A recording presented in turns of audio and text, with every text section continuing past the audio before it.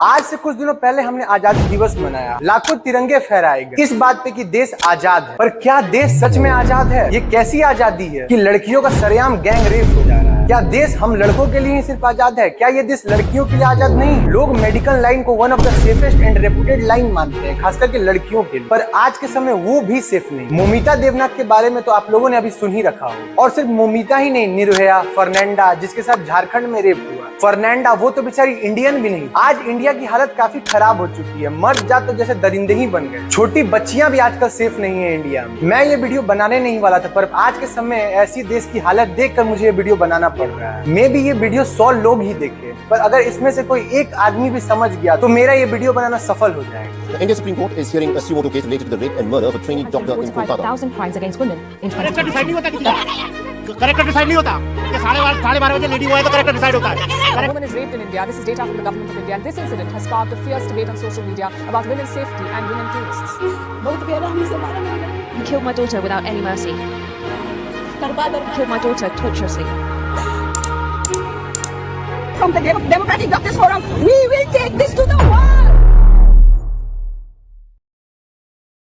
9 अगस्त के दिन मोमिता देवनाथ का रेप हो जाता है और साथ ही साथ उसका मर्डर, वो भी वहाँ जिस हॉस्पिटल में वो काम करती है। जब उनकी बॉडी मिली तो वो बॉडी की हालत काफी खराब थी, गौर से कहें तो ब्रूटली रेप। वो आदमी जो इस केस का एक्यूज था उसका नाम संजय रॉय बताया जा रहा है। वो एक सिविक वॉलंटियर था। सिविक वॉलंटियर यानी जो पुलिस की मदद करते हैं कोई कामों में, जैसे ट्रैफिक, पर वो पुलिस वाले नहीं। और आपको तो ये बात सुन के हैरानी होगी कि वो पुलिस वाला ना होने के बाद भी खुद को पुलिस वाला बताता था। और अगर आप चेक करें तो उसका प्रीवियस रिकॉर्ड भी ठीक ठाक नहीं। इस आदमी ने कई औरतों को मोलेस्ट किया और इसकी तो 4 शादियां भी हो चुकी। अब आपके और मेरे मन में ये सवाल जरूर आ रहा हो कि ऐसे आदमी को सिविक वॉलंटियर रखा क्यों जाता?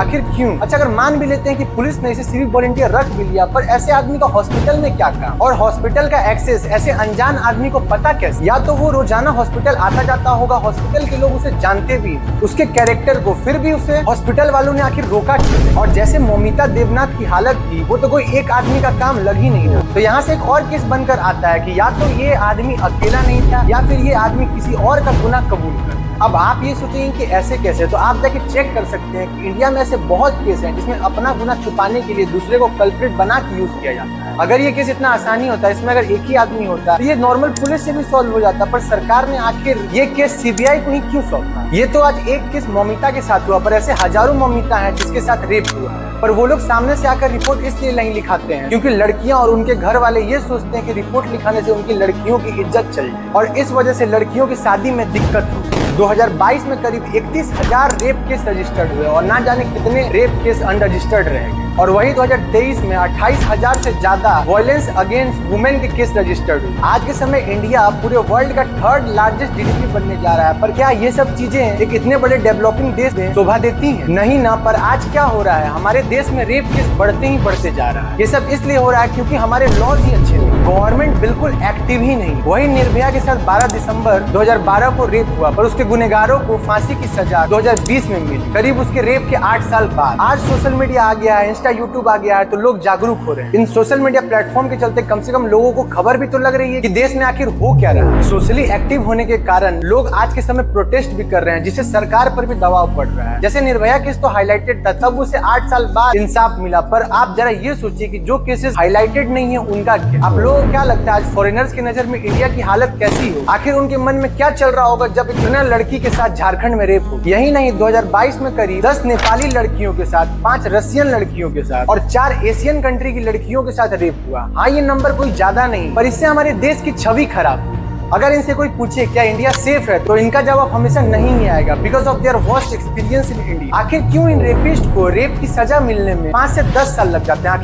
आखिर क्यों हमारे क्रिमिनल जस्टिस लॉ सही तरीके से वर्क नहीं करते? ये इसलिए क्योंकि हमारे लॉ सिस्टम में काफी ज्यादा लूप। जैसे कोई भी रेप विक्टिम आए तो तुरंत सेक्शन 154 के तहत रिपोर्ट लिखाए, तो बिना किसी डिले के उस रिपोर्ट के तहत तुरंत ही विक्टिम का मेडिकल एग्जामिन होना चाहिए और उसकी स्टेटमेंट सेक्शन 164 के तहत रिकॉर्ड करनी होगी। काम बहुत ही आसान है, पर ये काम भी सही से नहीं होता। पहले तो पुलिस ही रिपोर्ट लिखने में काफी डिले कर देती है, या फिर अगर रेपिस्ट की पहुंच काफी ऊपर तक है या फिर रेपिस्ट पैसे वाला है तो उसकी रिपोर्ट लिखी ही नहीं जाएगी, या फिर रिपोर्ट लिखने में काफी डिले हो। इन्हीं सब डिले की वजह से लड़कियों को सही टाइम पर इंसाफ नहीं मिलता। हाँ, सारे पुलिस वाले ऐसे नहीं होते, पर काफी पुलिस वाले ऐसे होते भी। चलो बाई चांस FIR लिखा भी गया तो क्या तुरंत विक्टिम को इंसाफ मिल जाएगा? बिल्कुल नहीं। इंडियन जस्टिस लॉ सिस्टम के लूपहोल के कारण ये सब केसेस काफी दिनों तक खिंचते जाते हैं, जिनके चलते रेपिस्ट पे लगे हुए केस आगे बढ़ते जाते हैं। जैसे मैंने आपको निर्भया केस के बारे में ही बताया, जिसके गुनहगारों को करीब रेप के 8 साल बाद सजा मिली। निर्भया केस के बाद काफी चीजें सुधरी हैं, पर अभी भी हमारे लॉ सिस्टम में काफी लूपहोल। कोलकाता रेप केस को लेकर 15 अगस्त के दिन काफी लोगों ने प्रोटेस्ट किया तो उस हॉस्पिटल से काफी लोगों को डिटेन कर दिया। साथ ही साथ वेस्ट बंगाल की गवर्नर CV आनंदा भी स्टेटमेंट देते हुए कहा कि ये इंसिडेंट एकदम शर्म की बात हमारे सिविल सोसाइटी, और उन्होंने ऐड करते हुए ये भी कहा कि उनके आंख और कान खुल गए हैं, मौमिता को जस्टिस जरूर मिलेगा। इंडियन मेडिकल एसोसिएशन ने तो इस घटना के लिए बंगाल गवर्नमेंट को सीधे सीधे जिम्मेदार बताया। बीजेपी अपोजिशन लीडर दिव्येंदु अधिकारी ने तो ममता बनर्जी पर काफी एलिगेशन भी लगाए, और इस चीज को लेकर तो ममता बनर्जी ने कुछ अलग ही स्टेटमेंट दे दिया। उन्होंने कहा कि रेप इसलिए होते हैं क्योंकि आज के समय औरत और आदमी आपस में काफी ज्यादा इंटरेक्ट करते हैं।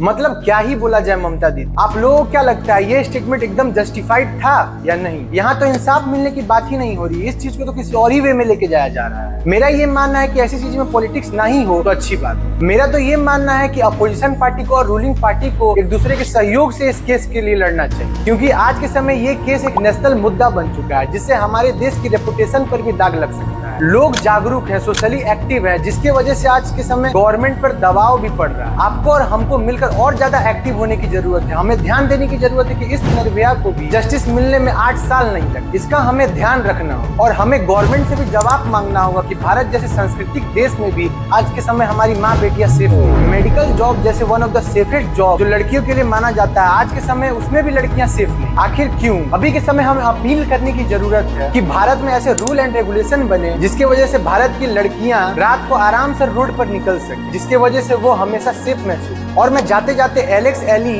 की लिखी हुई एक लाइन जरूर कहना चाहूँ, You are not a victim of sharing your story. You are a survivor setting the world on fire with your truth, and you never know who needs your light, your warmth and raging courage. धन्यवाद।